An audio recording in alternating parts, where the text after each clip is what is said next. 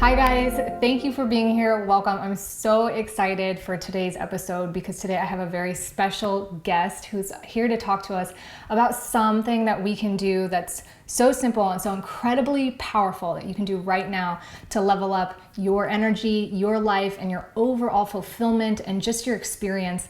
And my special guest is named Karl Staib. He's the author of Bring Gratitude.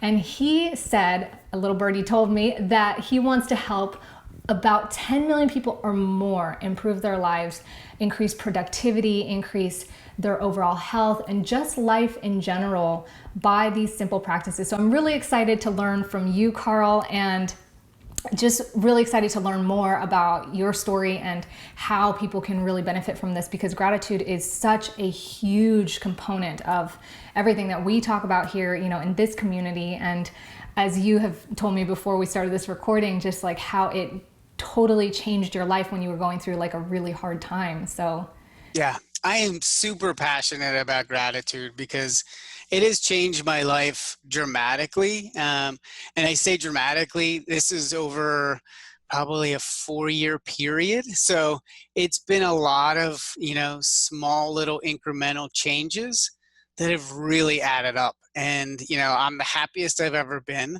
I suffered through depression. Before we started recording, I told you my father passed 3.5 years ago. And, we all struggle. We all have, you might have back issues, you might have migraines, but there's always something to be grateful for and tap into that, no matter where you're at in life. yeah, I mean, some people might be thinking this is like a far stretch. Like, how in the world can being grateful help us improve our productivity, help us improve, our sleep, help us improve the way that we feel? How did it help you get out of depression, and how did it make you so happy, Yeah, and don't get me, I still struggle, but it's been a long journey that I've slowly added to. So it was my third gratitude journal try, a real try at keeping a gratitude journal that finally stuck. What's a gratitude journal, if you don't Oh, mind?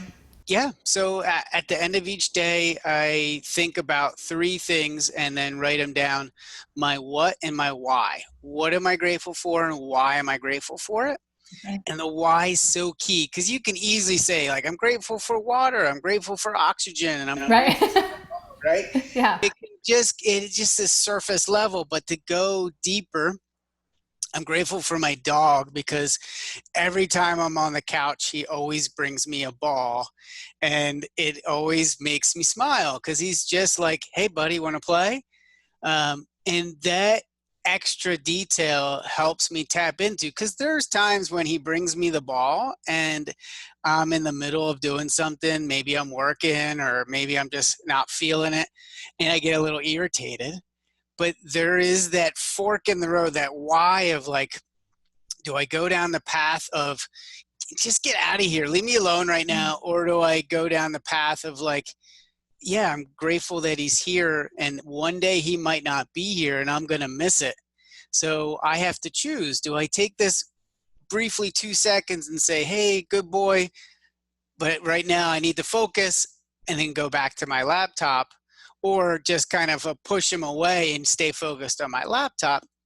And lately I've been choosing the first one of just being that, just taking that second to be grateful for it and then make a choice from there.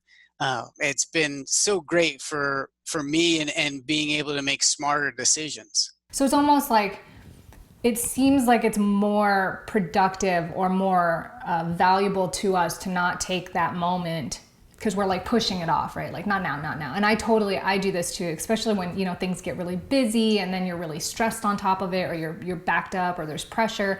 It's easy to not like take a moment to be like, wait a sec. Okay, this might not be the right time.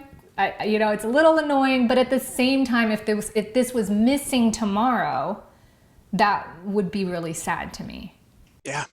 And what you're doing is you're pausing and you're taking that moment to be present, and you're choosing how to be present in that moment. And that's huge. It's what I didn't do just 5 years ago. And I have better relationships because of it, because your kids come up to you, or your spouse comes up to you, or a friend calls you, and you have to make that decision, of like, okay, what's my intention going into this? And it's been wonderful, because well, been a slow going practice. Like, I make it sound like, like I'm this Zen dude, but I still get annoyed. I still I still have that first reaction of like, get out of here, dog. I don't want the ball right now. But that's when, I kind of then come back to, hey, what's in this one moment that I can be grateful for? And the same thing with like back pain or a migraine. We have 1,000 things going in our life. Like, that migraine might be the one that's most intense, or your back pain, but there are other things to be grateful for, and that helps you balance out the things in your life. So what gratitude does is it's a mix of dopamine and serotonin, which is really cool, because dopamine is the get up and go chemical that flows through us, and serotonin is that stay calm and relaxed. So gratitude has the ability to tap into both. So if we can, there's no chemical that a human can make that can do both. We can either do one or the other, but we can't do both. What gratitude does, and just having that practice allows you to, kind of pause and stay calm and make a good choice instead of a reactive choice. I love that, because I just did a blog recently about how thoughts affect our health and our overall experience of life. And but we went down into the science of like, what is a thought? I mean, it's like chemical reactions that take place. There's like something physical going on.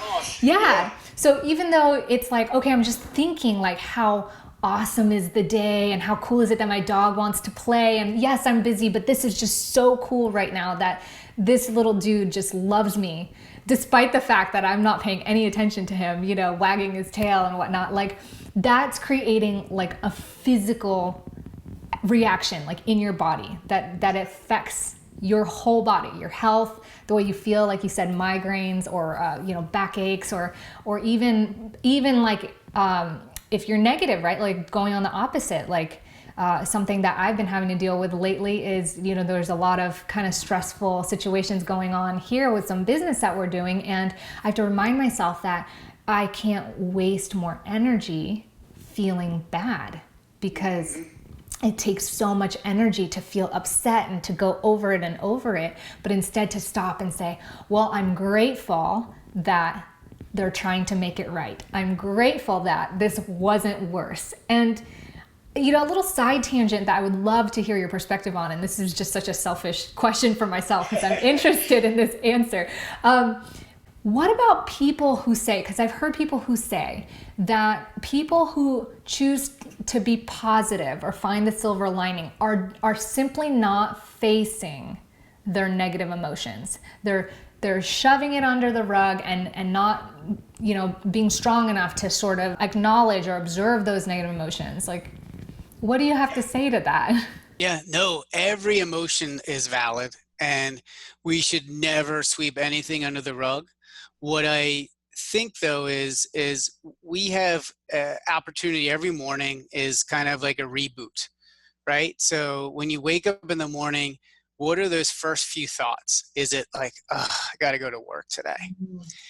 If that is that, I got to go to work today thought, then what's that next thought? So you can keep going down that negative thought, and you can say, yeah, like I got to deal with my boss. I got to deal with my coworkers. And what you're doing is you're setting your intention, and you're setting yourself up for how you're going to view that day. So they've done studies of positive people, and what they did, they brought people into a lab, and they had them look through a newspaper, and they rated themselves, like, how positive do you feel, and like, what is your attitude on a general basis. And what they found is the people who are more positive, they put this ad that said, you can stop reading. I think it was on page 3. Stop reading, because they gave them a task of like, find 40 references to this particular news story, and then but they, on page 3, they put a little ad that said, stop reading, go tell your the person who's moderating this that you found this ad and that you want your money, and then you don't need to continue looking through this newspaper. Well, the people who are more positive, I think 60% more likely to find that ad. So they're looking for these opportunities to do something and to make something happen in their life. And that's, to me, is that epitome of positivity. Because yes, like, we all get down, we all struggle, but if we focus on that negativity and that struggle, we are putting this narrow view of how we are able to appreciate life. If only this one little thing gets better, then I'll be happy. But I think what I've noticed is the more mindful you are and the more joy that everyday things bring to your life, the more likely that you become more centered and happier in general. So if you don't need if you don't expect a particular response from your boss, and you can be happy about other things as well, like, let's say that's a blip on your radar versus a catastrophic, earthquake, because your boss, gave us a snide remark about a report, then you're then balancing out how you view things. Now, I'm not saying ignore that thing.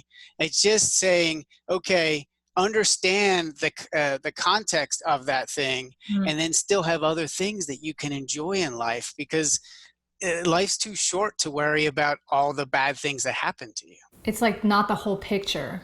Like, that's what I'm hearing. It's like, if we narrow ourselves to just like that one bad interaction with our boss, and that's all we're looking at, it's like we miss like everything else that's going on, especially like all the good things. Because yes. I mean, at least in my experience, most of the time there's more good things than bad. Even on really, really bad days, there's like still so much more that went right than the few or the handful of things that tend to go wrong. But yeah, it's so easy to miss. So this is important, and we can't beat ourselves up too much about this, because we're hardwired to look for the negative, because it's what helped us survive. It's this fear of, okay, I'm not in good standing with my boss, and he's not treating me well. Like, does that mean I'm going to get fired? Does that mean, like, we have to be aware of these things. Like, you're right. We can't just be like, whatever, screw him. Like, I don't, like, yeah. So, but we also have to realize, like, understand these patterns and understand, like, okay, this is something I have to be aware of, and it's important, but I don't need it to dictate how I feel about who I am and my self-worth.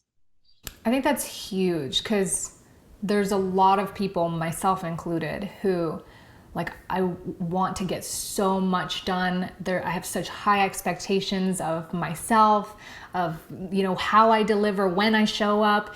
And I think there's a lot of people out there that are trying to accomplish so much and be the best that they can be, but struggle to find that balance between, like, self-care and being understanding and forgiving to themselves, like not beating themselves up, but also that anxiousness of like, but I have to get it done, right? Like, if I can't get fired, like if my boss is upset with me, then I'm screwed. Like, I got bills to pay, and so how do you balance that feeling of like guilt and anxiousness versus like, okay, I deserve to take a moment to not only be grateful for the things around me, but to be grateful for like how much effort I'm putting in and like how much I'm showing up. Can you speak more on that? So well, let me take a step back. I think there's 4 levels of gratitude. There's surrounding, there's sharing, there's self, like, what are you doing to build up yourself and to build a better relationship with yourself? And then there's spiritual.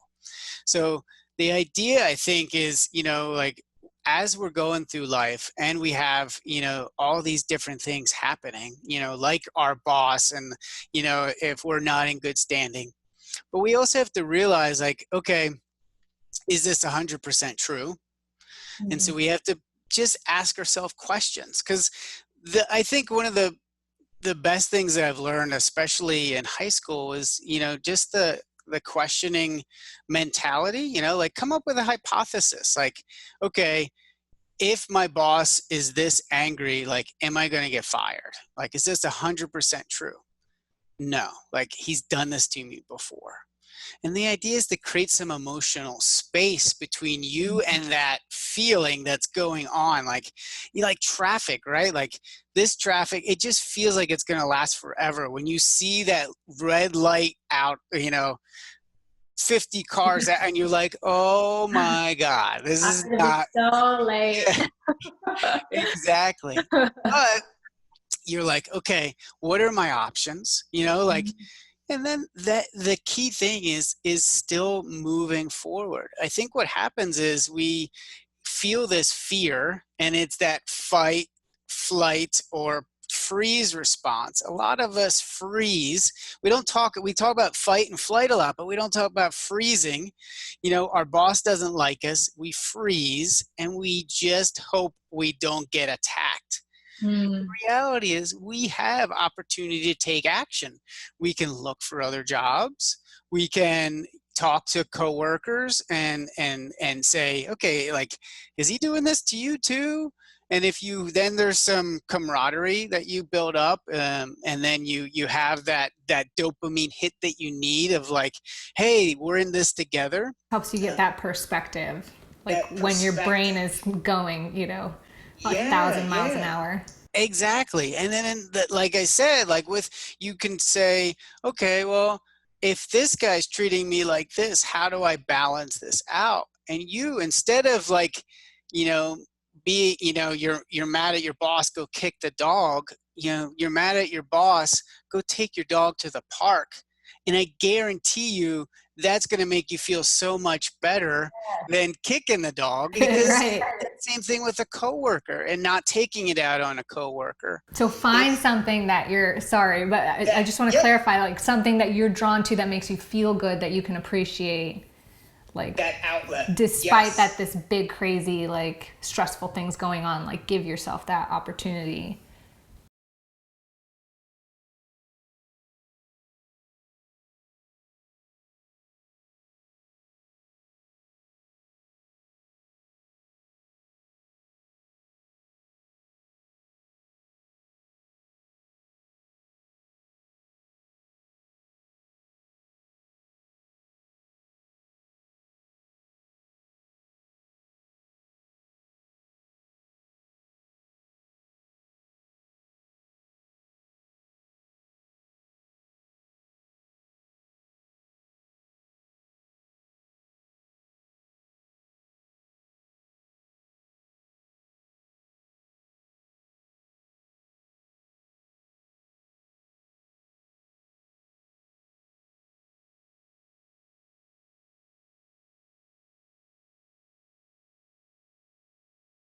Yeah, I like that. Lean forward. It reminds me something that I went through this week. I deliver videos for clients, and I thought a project had been delivered, and it wasn't. And we had cleared the cards, the video off the cameras. We had cleared it off the computers. We'd cleared it off the editing space, and I was like, okay, I had this moment. Okay, like, it's not that bad. I still have time to, you know, get this done today. Don't want to, but like, you know, so I was like doing what I call gratitude stacking, like, which is kind of just focusing on all the things where things are weighing on my side, you know, like it's on my side to accomplish or get through this. And because I was so focused on just like, what can I do? What, you know, how can I, you know, just get through this and solve it? I had this thought that came in my head that was like, okay, just search for the title of the video in the computer. It's probably not going to be there, but just search. And I searched, and for some reason it was in some like hidden trash can. And it was there, and I was like, if I had freaked out about this, because like normally I would say, I'd be like, gosh, this sucks, and I would go out and like, you know, phone my husband or phone my team and be like, I'm sorry to call you back, we gotta, you know, and just like feel all sorts of bad about it.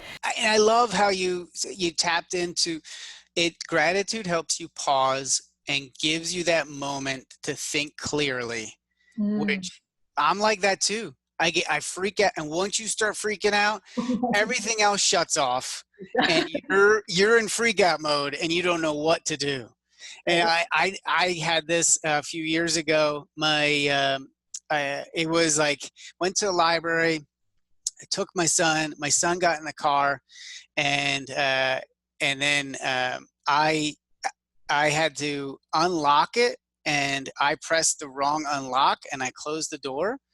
And so my son's sitting there, and I'm freaking out. And so I call my wife, and she's like, "Yeah, but you switched out the car seats so he can unbuckle himself, because he was three and a half, and he can unlock the door for you." And I was like, "Oh yes," but my whole brain was like, "Oh no, he's in the shade, he's fine. I can break the window if I need to." But I totally, she was there, and instead of like me taking a rock and just breaking the window, I was like, I'm grateful that I can call my wife right now. And that made all the difference, because I might have, knowing me, I probably would have just been like, smash the window open. So it's just taken, and I think this is important. It's practicing these things, right? Like, probably the me from 10 years ago would have broken that window, but it's creating these small practices in your life. So a lot of times, like when I work with clients, what we do is we do what's called the soar technique. And this is really, something to think about for people who are listening right now, is what can you do to practice these things and to have this type of mindset where you can have these pauses and not freak out. So the first one is simplify. It's called SOAR, SOAR. And so it's simplify, observe, appreciate, and then reflect.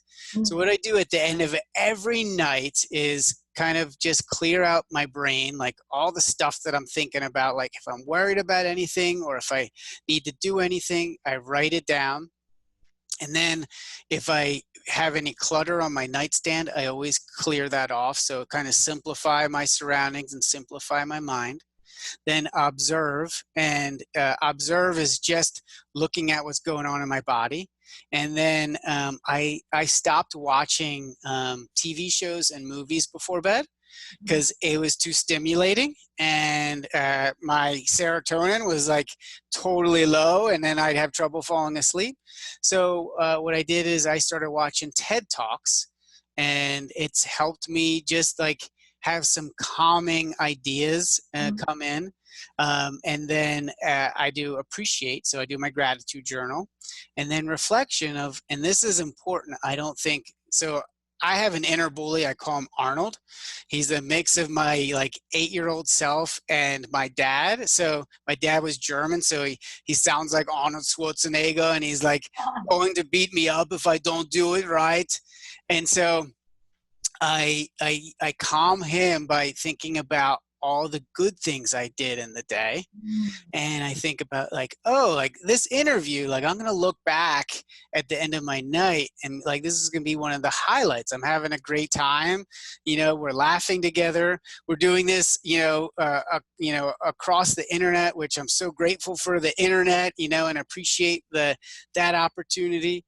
And then this is one thing that I always do is, what's one small thing I can do to improve? So I always reflect on one thing I can do just a little better, super small, bite size. It might be like, so right now I have on my mirror, I want to create a little more bounce and humor in my writing. And so that's been my theme lately, is just to create a little more bounce in how I communicate to my audience, and it's really been helpful. And so having this at the end of the night is really changed, like adding on top of the gratitude is having this evening routine. And then what happens is, as you sleep, it solidifies in your brain the synapses. So as they're kind of strengthening, you wake up with more energy, a better attitude, and you're more likely to tackle those projects instead of procrastinate on them. I love this so much. Yeah, for so many reasons. I have so many more questions now. First one, what if somebody is just having a hard time? like legitimately, has been through some stuff, it feels impossible. A lot of my audience in particular struggle with chronic fatigue, adrenal fatigue, physical stuff. And I will say for myself, when I went through my own adrenal and chronic fatigue, I thought I was crazy because I was doing this stuff. I was doing my gratitude journal. I was trying to eat really healthy. I was trying to make myself exercise because it was the right thing to do. And I didn't realize that because I was in such an imbalanced state that's what was causing me to struggle. Like all the hormones were imbalanced. And so I was having a hard time. Like, I just wonder if there's a micro habit or, micro practice, as you call it, that, somebody can do if they legitimately are struggling. Yeah. So I think it's important. Yeah.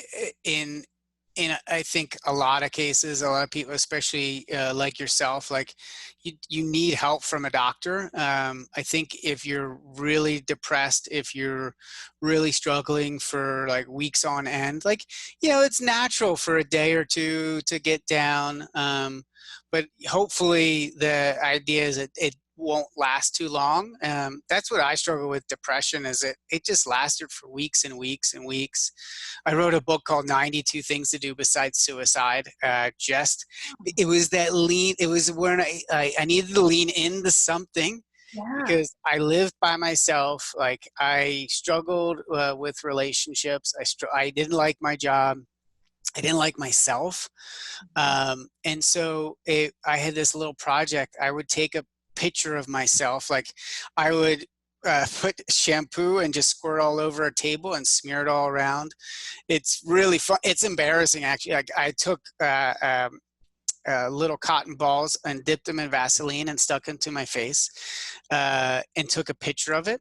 So the idea, though, is we always have little things that we struggle with. We always have big things that we struggle with. So what can we do to set ourselves up? And that's what I would say is, like, be in that moment, be sad, be angry, but what can you do tomorrow morning and set that intention? Like, what can I do to get myself to, and this is where that micro habit is like, okay, at 8:15 for 5 minutes, I'm going to do 3 sun salutations or 1 sun salutation. Keep it super basic and set an alarm for it. Like, let's say you usually get up at 7:30 or whatever it is, set it for 8:15.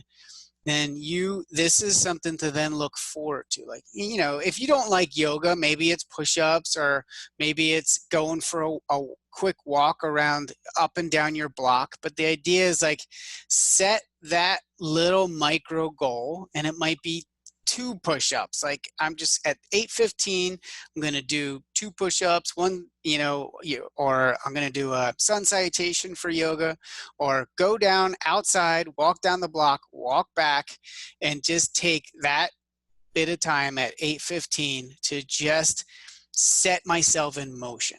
Because I think that's what happens is we just need something to kind of kickstart us. And I think what happens too is when you do exercise, when you do something, you create dopamine, and you need that. Try to do it first thing in the morning. Depends on if you need a cup of coffee or whatever, but the idea is you need movement. I think movement is probably the best thing for anybody. Like, even if you're like chronic fatigue, like the worst thing you can do is just stay on the couch.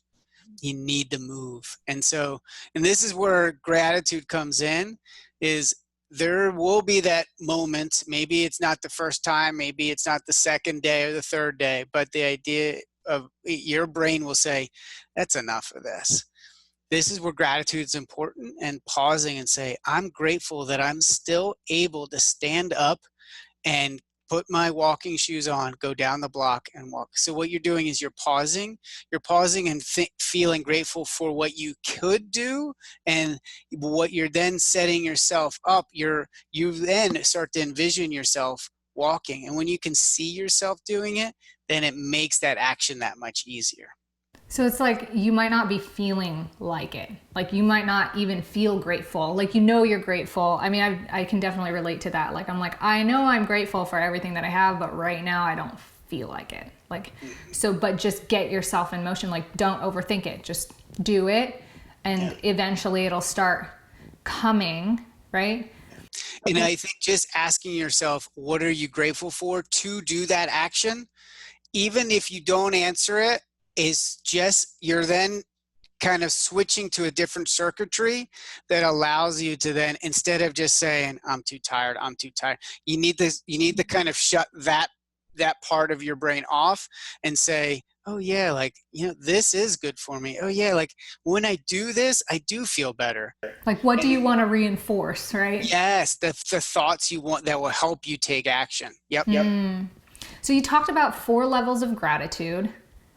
I want to hear more about this. So what I found is, a lot of people, when they start a gratitude journal, they start with things around them, the surrounding things like water, a cup of coffee. And then what happens is you start to wane because you're like, oh, I'm grateful for my chair and my door. And, like you start to like kind of lose momentum on day 11, whatever it is, right? So then that's when you can start to, expand out your gratitude practice. So what I found is the deeper I go, the more cavernous this gratitude well becomes. And so it starts to, the more that I focus on gratitude, the more it inspires me and grows with me. Hey, I'm on a call. Okay. That was my 10-year-old son. So it's what I think is, like if you can kind of tap into that gratitude and really just kind of, feel it and own it, the more likely it's really going to help you kind of grow and expand with you. And that's the thing I think is like using these concepts and saying, okay, like if I'm going to start feeling this thing and, and I want to build on this practice, then okay, like this is just the start. And then so sharing is the next one. So this gets harder because if I say I'm having a great time on this interview, thank you so much, like it becomes an interaction. So I'm not sure. And it's why we're afraid to give compliments at work. We don't know how people are going to take it. We don't know if we're overdoing it or underdoing it. And therefore we don't do it, which is like the worst mistake we can make because, man, I know when I get a compliment, even if it's like, a weak one, I'm like, yeah, he's right. Like I am awesome, Yeah. And then self, I think too often we aren't grateful for the things we do throughout the day, the positive things we do bring to the situation. And then spiritual is the fourth one because, we are put on this earth and, whether you believe in God, whether you are Christian or Buddhist or non-secular or whatever it is, we have this earth and it is here. Like we're put here and you have a better chance of like winning the lottery 10 times than you do of being who you are right now. Right. Yeah. That's huge. Like we have won the lottery 10 times over, but we don't always think about that. We don't think about how lucky we are. Like, I mean, the chances of our parents surviving saber-toothed tigers and woolly mammoths and rainstorms and hurricanes and whatever it is, and famine, it was so, small that now, but we don't think about all that, what all our ancestors that took us to bring us to who we are today. And, it's all because some spark out there, whether it's the Big Bang or whether it's God that, created this earth, we are here to enjoy it as much as we can. And this is an opportunity that if we don't seize and grasp, then, and this is where I think gratitude is so important, because if we can just appreciate these things, then all of a sudden, it's so much easier to take action on the things that matter to us and build on these things. Like, it's scary to reach out to people and ask for interviews. It's scary to, put yourself out there and like, fumble around. Sometimes I fumble with my words, or, my son interrupts our interview, and you're like, okay, I lost my train of thought, But, these are just things like that's part of life, and you just roll with them and you try to find the gratitude in them. And man, it's done wonders for me. Yeah, it's like, what do we all want out of life? We want to enjoy. We want to feel like we have purpose. We want to feel fulfilled. I mean, at least that's what I want to feel. And I really appreciate that. And I'm really grateful that you came in to do this interview and to share all this. I too am so utterly grateful for this message that you have to share. And yeah, I think to some degree, like because of that survival mentality you talked about, we are trying to avoid what causes pain or avoid what we're afraid of. But it was interesting that you brought in that idea of like the chances of us winning the lottery instead of just being these cognizant, conscious beings that we are. It reminded me of this week I was emotional over my butterfly garden because I saw these wasps coming and taking the monarch caterpillars. They were eating them alive. And I was like, this is just so sad. Like, I mean, it's circle of life, but I'm very, bummed out about this. And my husband's response was, to be human. Like, aren't you just so grateful that we're human? Because it's just savage, these wasps. And I was like, yeah. And at that moment it was interesting, but it did shift my focus from being, upset about these caterpillars being eaten alive to like, this is a circle of life. And I just feel not only grateful, but like it's my duty to show up and to appreciate, to experience like the whole that life has given me. Yeah. And to help others, like what you're doing is helping others. And I think so that's it's why I do what I do. Like, it is difficult, it's tough thinking of this content and putting it together, but I wouldn't trade it for anything. And like a lot of this knowledge I'm applying to my life, but also I have an evening routine with my boys, and we have this thing called Opa Bear.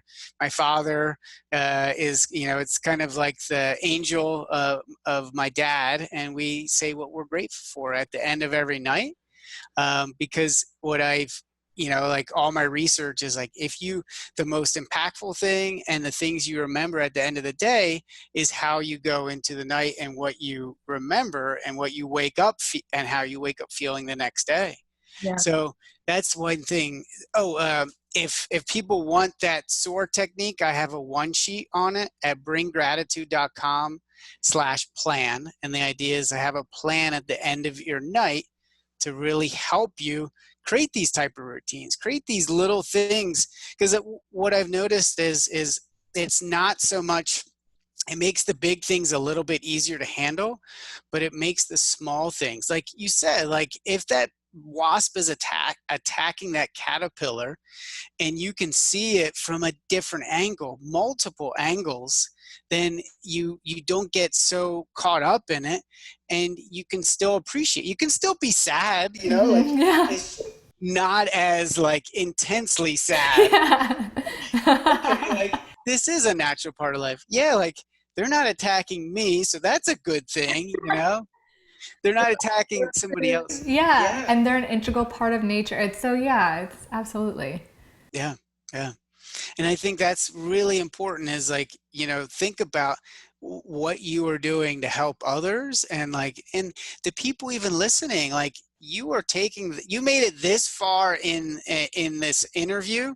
You are on the right trajectory. Like you are going to probably apply one of these techniques to your life and it's going to change it. Like you should be thanking yourself for, getting this far in the video, in this interview.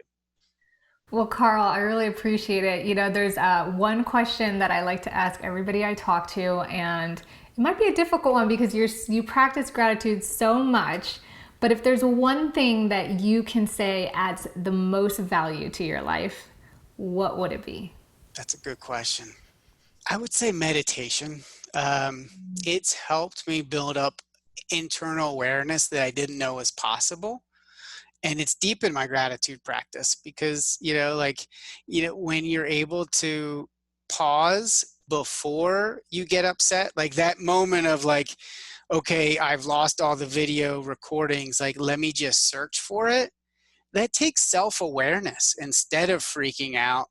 And to me, that has, that self-awareness has come through meditation, because I'm just aware as thoughts are coming in, they're creating emotions, and I'm just using it as a chance to just experience and be. And I am not a guru. I am not, a meditation master, but I'm getting better at it, and I'm enjoying it more. And what's funny is I used to hate meditation. I was like, oh, like, I can do this. And every time I sat down, I was miserable. Yeah. And so what I did is, instead of like letting the thought go, which is what meditation teaches you, I thank the thought. And I thank it for being there, because it's trying to help me in some way. It's trying to help guide me. And so using as kind of a separation from mind and body, like just using those thoughts and emotions as guideposts. And meditation has been huge in that area. Yeah, I was listening to something that you were talking about in one of your talks online. You said that it's there to give you feedback, right? Like, yes, even if it's not direct feedback, everything's giving you some type of feedback in your life. Yes. Like, when you're stuck in traffic and you're frustrated, like, you are just, it's your mirror. Your emotions are your mirror to yourself. And like, you could just stay frustrated, but do you want to, like, you're in your car, you're got probably some good tunes going on. Like, if it's your car, then you should have some good music going, or a podcast or something you're enjoying. You're sitting, you're in a temperature controlled environment. Like, the reality is you shouldn't be upset at that moment. Like, nothing's chasing you down trying to rip off your legs. Like, you're just there, like, and your expectations are you should be further ahead. And this is a good point, is it's expectations really are a big determinant of, are we happy or not? Like, if we expect to be at point B at that point, we're going to be frustrated. But if we say, no, I'm meant to be here right in this spot, I'm going to make the most of it, man, like, and just ask yourself, like, hey, how can I make the most of this current situation?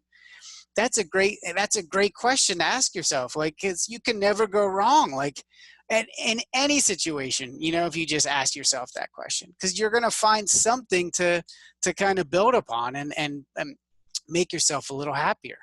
Yeah. And that feels better. Ultimately, that feels better. Yeah. Well, I thank you so much, Karl. This means a lot to me, and I know the folks on my channel and on my podcast are really appreciative of this. If you guys want that SOAR one sheet with the plan, it's bringgratitude.com/plan, and we'll also stick links in the show notes as well as the video description to your books, Karl. Thank you again so much. This is amazing. I love this. Like, so thankful that I get to do this and to share this with everybody that I know here. So thanks for taking the time. I just got goosebumps because I was just, we have an hour together. We've never met before, but I had the best time. And like, I just feel so, the questions were fantastic. Thank you so much. Thank you too, Karl. I look forward to seeing you again sometime. Yes, definitely. In person, hopefully. That'd be great. Thanks again. All right. Bye. Bye. Okay, friend, thank you so much for sticking around. I hope you enjoyed this interview as much as I did. If you like videos like this or want more interviews from leaders and experts in the fields of positive mindset, improving your health, your well-being, and overall life, let me know in the comments below, and also give this video a thumbs up. If you haven't already, check out Karl's links in the video description below. I've linked you to his book, as well as where you can get that free one sheet on the SOAR method. Thanks again for being here, and until next time, ciao.